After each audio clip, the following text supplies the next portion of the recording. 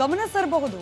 ಯಾವಾಗ ಪಾಕಿಸ್ತಾನ ಪ್ರಾಯೋಜಿತ ಉಗ್ರರು ಬಂದು ಪಹಲ್ಗಾಮ್ನಲ್ಲಿ ದಾಳಿಯನ್ನ ನಡೆಸೋದ್ರು, ರಕ್ಷಣಾ ಸಚಿವ ರಾಜನಾಥ್ ಸಿಂಗ್ ಅವರು ಮೊಟ್ಟ ಮೊದಲ ಬಾರಿಗೆ ಇದರ ಬಗ್ಗೆ ಪ್ರತಿಕ್ರಿಯೆ ನೀಡೋ ಸಂದರ್ಭದಲ್ಲಿ ಉಗ್ರರ ವಿರುದ್ಧ, ಉಗ್ರರಿಗೆ ಬೆಂಗಾವಲಾಗಿ ನಿಂತವರ ವಿರುದ್ಧ ಪ್ರತೀಕಾರ ನಿಶ್ಚಿತ. ಈ ಪ್ರತೀಕಾರದಲ್ಲಿ ಭಾರತೀಯ ವಾಯುಪಡೆಯ ಪಾತ್ರ ಬಹಳ ದೊಡ್ಡದಿರುತ್ತೆ ಅನ್ನೋ ಮಾತನಾಡಿತು.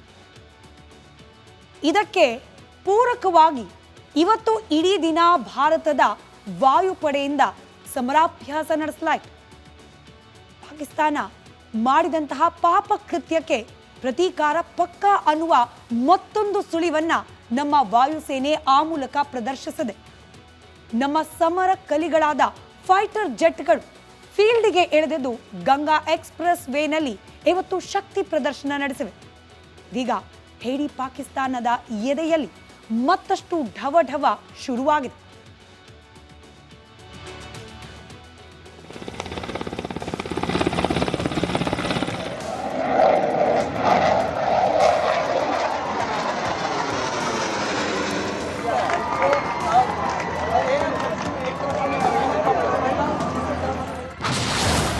ಫೀಲ್ಡ್ಗಿಳಿದ ಭಾರತೀಯ ಫೈಟರ್ ಜೆಟ್ಗಳು ಗಂಗಾ ಎಕ್ಸ್‌ಪ್ರೆಸ್ ವೇನಲ್ಲಿ ಶಕ್ತಿ ಪ್ರದರ್ಶನ. ಹೇಡಿ ಪಾಕಿಸ್ತಾನಕ್ಕೆ ನೇರ ಸಂದೇಶ.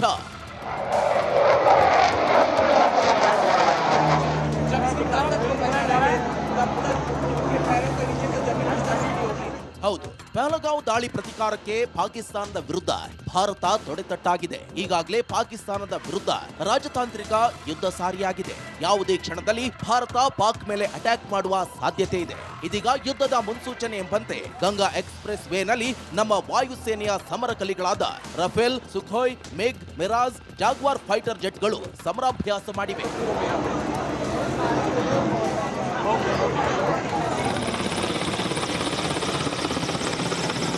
ಗಂಗಾ ಎಕ್ಸ್‌ಪ್ರೆಸ್ ವೇನಲ್ಲಿ ಹೊಸದಾಗಿ ನಿರ್ಮಿಸಲಾದ 3.5 ಕಿಲೋಮೀಟರ್ ಉದ್ದದ ಮೊದಲ ನೈಟ್ ಲ್ಯಾಂಡಿಂಗ್ ಏರ್ ಸ್ಟ್ರಿಪ್ನಲ್ಲಿ ಲ್ಯಾಂಡಿಂಗ್ ಚೆಕ್ ಮಾಡುವುದರ ಜೊತೆಗೆ ಯುದ್ಧಾಭ್ಯಾಸ ಮಾಡಲಾಗಿದೆ.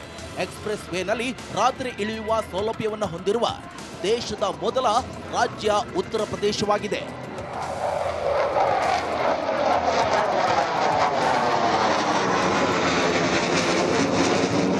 ಇದೀಗ ಪಾಕಿಸ್ತಾನದ ಎದೆಯಲ್ಲಿ ನಡುಕ ಶುರುವಾಗಿದ್ದು, ಹಾಗಾದರೆ ನಮ್ಮ ಫೈಟರ್ ಜೆಟ್ಗಳು ಎಷ್ಟು ಶಕ್ತಿಶಾಲಿ ಎನ್ನುವುದನ್ನ ನೋಡೋದಾದರೆ, ರಫೇಲ್ ಯುದ್ಧ ವಿಮಾನದ ರೇಂಜ್ ಬರೋಬ್ಬರಿ 37,000 ಕಿಲೋಮೀಟರ್ ಆಗಿದ್ದು ಉದ್ದ 15.27 ಮೀಟರ್ ಹೊಂದಿದೆ. ಇನ್ನು ಗಂಟೆಗೆ 1912 ಕಿಲೋಮೀಟರ್ ವೇಗದಲ್ಲಿ ಹಾರುತ್ತೆ.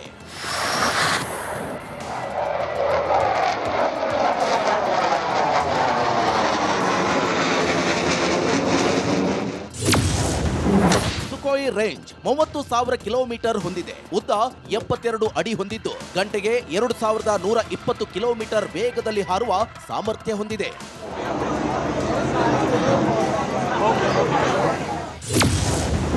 ಜಾಗ್ವಾರ್ ಫೈಟರ್ ಜೆಟ್ ಇದರ ರೇಂಜ್ 900 ಕಿಲೋಮೀಟರ್ ಇದ್ದು ಉದ್ದ 55.3 ಅಡಿ ಹೊಂದಿದೆ. ಗಂಟೆಗೆ 1700 ಕಿಲೋಮೀಟರ್ ವೇಗದಲ್ಲಿ ಹಾರುವ ಸಾಮರ್ಥ್ಯವನ್ನು ಹೊಂದಿದೆ.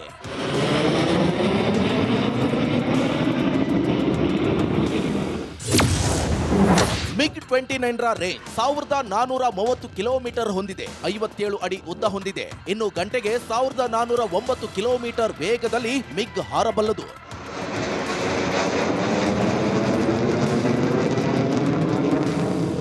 ಈಗ ಏನೇ ಇದ್ರೂ ಪಾಕಿಸ್ತಾನಕ್ಕೆ ನುಗ್ಗೋದೊಂದೇ ಬಾಕಿ ಇದ್ದು ಪಹಲ್ಗಾಂವ್ ದಾಳಿಗೆ ಪ್ರತೀಕಾರ ತೀರಿಸಿಕೊಳ್ಳಲೇಬೇಕಿದೆ.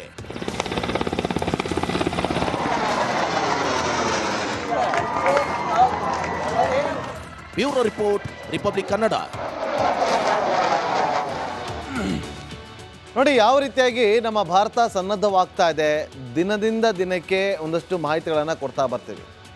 ಇವತ್ತು ನಿಮಗೆ ಮತ್ತೊಂದು ಅಚ್ಚರಿಯ ಅಂಶವನ್ನು ನಿಮ್ಗೆ ಹೇಳಲೇಬೇಕು. ಯಾಕಂದರೆ ನಮ್ಮ ಬಳಿ ಏನಿದೆ ಅಂತೇಳಿ ನಾವು ಕೊಚ್ಚಿಕೊಳ್ಳೋದ್ರಲ್ಲಿ ಬೇರೆ ಏನು ಅರ್ಥವನ್ನು ಕಲ್ಪಿಸೋದ್ರಲ್ಲಿ ಇರೋದಿಲ್ಲ. ಆದರೆ ಪಾಕಿಸ್ತಾನ ತನ್ನ ಬಳಿ ಏನೂ ಇಲ್ಲ ಅಂತಂದ್ರೂ ಕೂಡ ಬೊಬ್ಬೆ ಮಾತ್ರ ಹೊಡ್ಕೊಳ್ಳೋದ್ರಲ್ಲಿ ದೊಡ್ಡ ಮಟ್ಟದಲ್ಲಿ ಇಡೀ ವಿಶ್ವಕ್ಕೆ ಗೊತ್ತಾಗ್ತಾ ಇದೆ. ನೋಡಿ ನಮ್ಮ ಅಬ್ಬರ ಯಾವ ರೀತಿಯಾಗಿದೆ ಅಂತೇಳಿ ನಿಮಗೆ ಎಕ್ಸ್ಪ್ಲೇನ್ ಮಾಡ್ತಾ ಹೋಗ್ತೀವಿ. ಅರಬ್ಬಿ ಸಮುದ್ರದಲ್ಲಿ ನಮ್ಮ ಭಾರತದ ನೌಕಾಸೇನೆ ಅಬ್ಬರಿಸ್ತಾ ಇದೆ. ಯಾಕೆ ಅಂತ ಒಂದು ಕಾರಣ ಕೂಡ ಇದೆ. ಪಾಕ್ ನಾಕಾಬಂದಿಯನ್ನು ಮಾಡಿದಂಥ ಭಾರತದ ನೌಕಾಸೇನೆ INS ವಿಕ್ರಾಂತ್ ಅನ್ನ ನಿಯೋಜನೆ ಮಾಡೋ ಮೂಲಕ ನಾಕಾಬಂದಿಯನ್ನ ಮಾಡಿದೆ. ಯಾವ ಥರ ನಾಕಾಬಂದಿ ಅಂತಂದರೆ, ನಿಮಗೆ ಪೊಲೀಸರು ರಸ್ತೆ ಮೇಲೆ ನಾಕಾಬಂದಿ ಮಾಡಿದಾಗ ಒಂದಷ್ಟು ಬ್ಯಾರಿಕೇಡ್ಗಳನ್ನು ಹಾಕಿ ಈ ರಾತ್ರಿ ಹೊತ್ತು ಕುಡಿದು ಹೋಗೋರಿಗೆ ತಡೆಯೋದಕ್ಕೆ ಕೆಲಸ ಮಾಡ್ತಾರಲ್ಲ, ನಾಕಾಬಂದಿ ಈ ಥರ ಬ್ಯಾರಿಕೇಡ್ಗಳನ್ನು ಹಾಕಿ ಇಲ್ಲೊಂದು ಅಲ್ಲೊಂದು ನಾಕಾಬಂದಿಗಳು. ಆ ಥರ ಈಗ INS ವಿಕ್ರಾಂತನ್ನು ಸಮುದ್ರದಲ್ಲಿ ನಿಯೋಜನೆ ಮಾಡೋ ಮೂಲಕ ನಾಕಾಬಂದಿ. ನೀವು ಕೇಳ್ಬೋದು, ಸಮುದ್ರದಲ್ಲಿ ಇದನ್ನು ಡೆಪ್ಲಾಯ್ ಮಾಡೋದ್ರಿಂದ ನಾಕಾಬಂದಿ ಹೇಗಾಗುತ್ತೆ ಅಂತೇಳಿ. ಸಮುದ್ರದಲ್ಲಿ ಇದನ್ನು ಹಾಕೋದ್ರಿಂದ ಆಕಾಶದಲ್ಲೂ ಕೂಡ, ಅಂದರೆ ಸಮುದ್ರದ ಮೇಲಿಂದ ಬರ್ಬೋದು ಅಂತೇಳಿ ಅವರೇನು ಪ್ಲ್ಯಾನ್ ಮಾಡಿಕೊಂಡ್ರೆ ಅಲ್ಲಿಗೆ ನಾಕಾಬಂದಿ ಹಾಕಿಕೊಳ್ಳುವಂಥ ಪ್ಲಾನಿಂಗ್ ಅದು.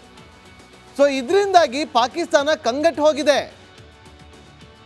ಏನೋ ಪ್ಲಾನ್ಗಳು ಮಾಡಿಕೊಂಡು ನಾವು ಹಂಗೆ ಮಾಡೋಣ ಹಿಂಗೆ ಮಾಡೋಣ ಅಂತೇಳಿ ಒಂದಷ್ಟು ಬ್ಲೂ ಪ್ರಿಂಟ್ಗಳನ್ನು ರೆಡಿ ಮಾಡ್ಕೊಂಡಿತ್ತು. ಆದರೆ ಆ ಬ್ಲೂ ಪ್ರಿಂಟ್ಗೆ ಪ್ರತೀಕಾರವಾಗಿ, ಅಂದರೆ ಎಗೇನ್ಸ್ಟ್ ಆಗಿ ಕೌಂಟರ್ ಅಟ್ಯಾಕನ್ನು ಹೇಗೆಲ್ಲ ಮಾಡಬೇಕು ಆ ಎಲ್ಲ ಪ್ಲಾನ್ಗಳನ್ನು ಮಾಡ್ಕೊಳ್ತಾ ಇದೆ ಅದು ಭಾರತ.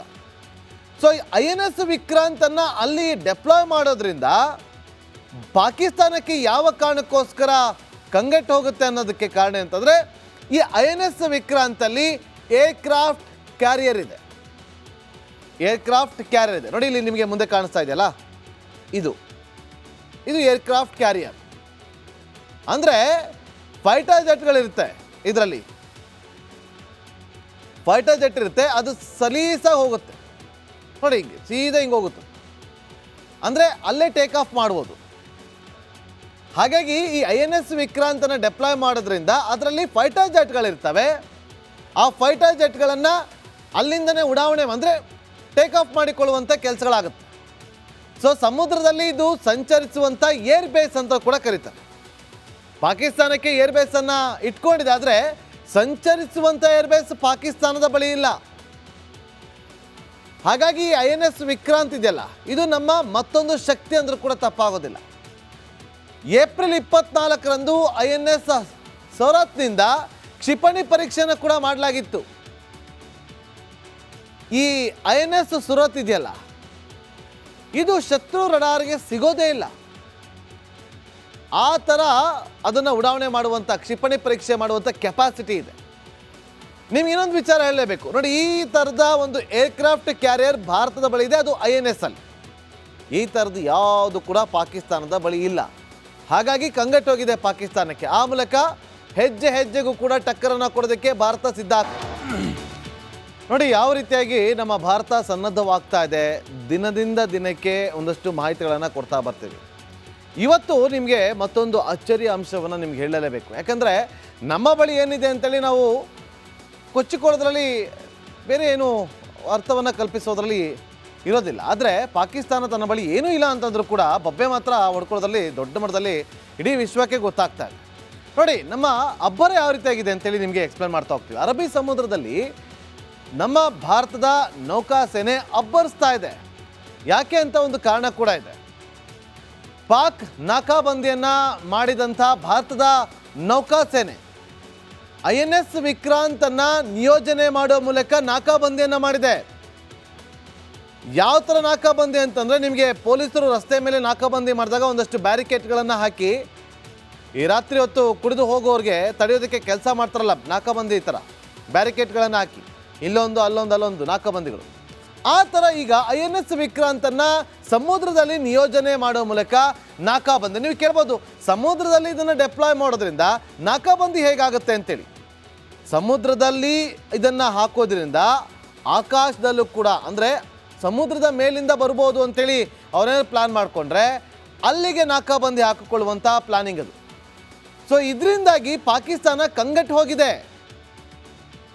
ಏನೋ ಪ್ಲಾನ್ಗಳು ಮಾಡಿಕೊಂಡು ನಾವು ಹಂಗೆ ಮಾಡೋಣ ಹಿಂಗೆ ಮಾಡೋಣ ಅಂತೇಳಿ ಒಂದಷ್ಟು ಬ್ಲೂ ಪ್ರಿಂಟ್ಗಳನ್ನು ರೆಡಿ ಮಾಡ್ಕೊಂಡಿತ್ತು. ಆದರೆ ಆ ಬ್ಲೂ ಪ್ರಿಂಟ್ಗೆ ಪ್ರತೀಕಾರವಾಗಿ, ಅಂದರೆ ಎಗೇನ್ಸ್ಟ್ ಆಗಿ ಕೌಂಟರ್ ಅಟ್ಯಾಕನ್ನು ಹೇಗೆಲ್ಲ ಮಾಡಬೇಕು ಆ ಎಲ್ಲ ಪ್ಲಾನ್ಗಳನ್ನು ಮಾಡ್ಕೊಳ್ತಾ ಇದೆ ಅದು ಭಾರತ.